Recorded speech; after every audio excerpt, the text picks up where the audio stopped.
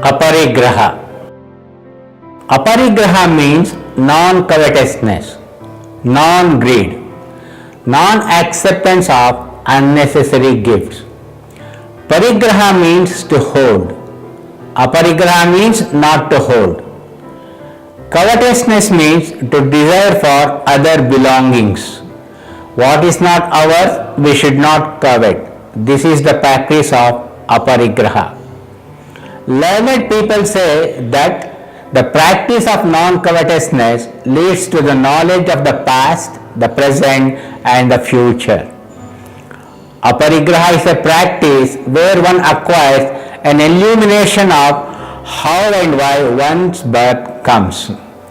Some might have acquired their belongings either by hard work or by destiny. They are enjoying their possessions. These are their things and you cannot get them because you have not acquired them by your hard work or you are not destined to possess them.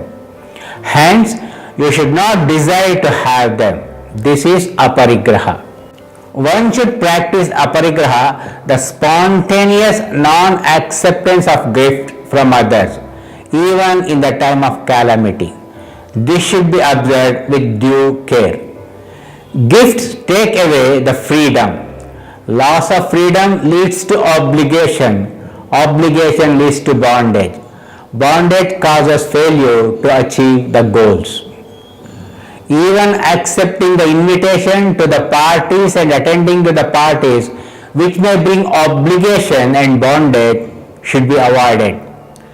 There is an exchange of affection and goodwill when you give and take the gifts. As long as it is confined to the exchange of affection and goodwill, accepting the gift is fine.